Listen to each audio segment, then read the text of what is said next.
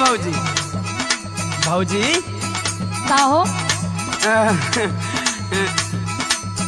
एगो बात कही। का कठुआ बोला? तनी भैया से कही के हमार बियाह ना करवा देबू। अच्छा, बड़ा बियाह करे के तोहर मन बा? अरे एमे ओमे कुल कही ले बनी, अब उमरिया हो न गई बा। अच्छा, एमा उमा कर ले हो, यही लिए इतना चोल्हात हुआ? हाँ हो, बियाह करबा? हाँ। तनी हमारी 2-4 गो सवाल का जवाब दे दो, ओकरे बाद तोहर बियाह करवाओ थे। सवाल? हाँ हो। मैंने तो के ई नहीं खेलागत कि हम तोरा सवाल का जवाब ना दे दे। तो देही के दिखावा, तनी देखी तो। हाँ तो तू पूछी के दिखावा। सुना। हाँ सुनावा। रंगाना ए देवरू रंगाना,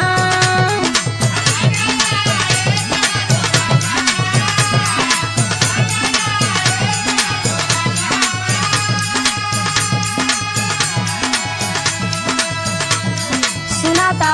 हाँ सुनो। हाँ सुनावा। केही बिना रंगना, केही हो बिना कंगना, केही बिना अंगना सोगत नहीं थे।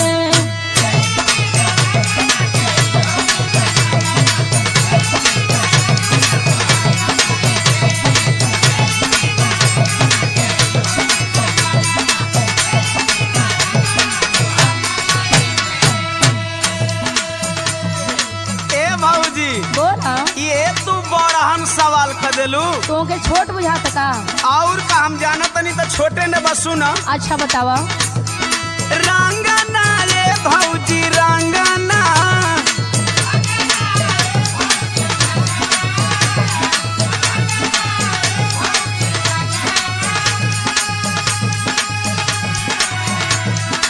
एड़ी बिना रंगना, कलाई बिना कंगना, भौजी बिना अंगना सोहत नहीं खे।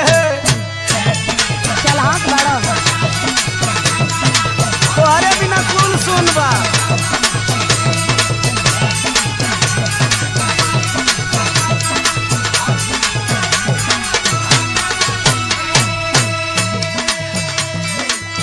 तनी और सुनो। हाँ सुनावा। ककरी ए देवरू ककरी,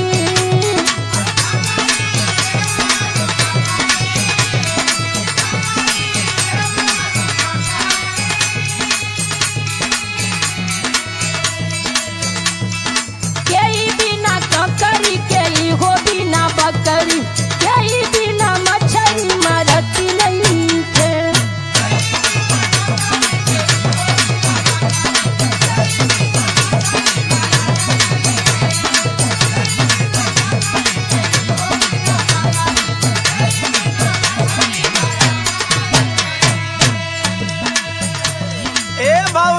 बोला। ऐसा ही हम थोड़ी एमए में पास कैले बानी। सुना सुना। सुनावा। ककरी ए भौजी ककरी,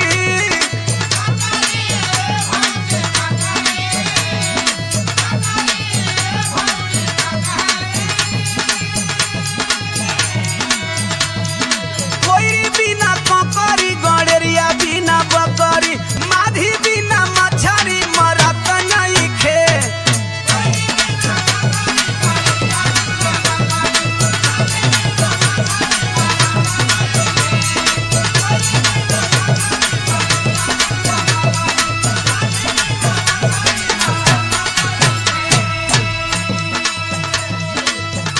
बियाह करे के बाद बड़ा जल्दी जल्दी सवाल के जवाब देखो।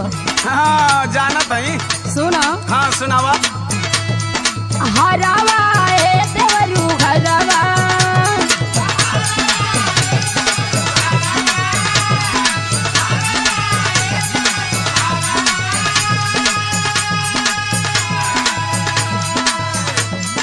केही बिना हरावा, केही हो बिना पुरावा, केही बिना हुरावा चलत नहीं थे।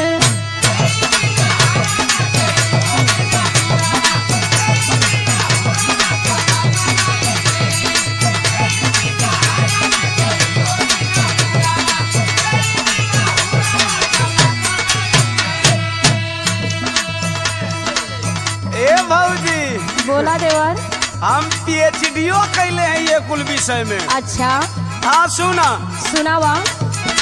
हार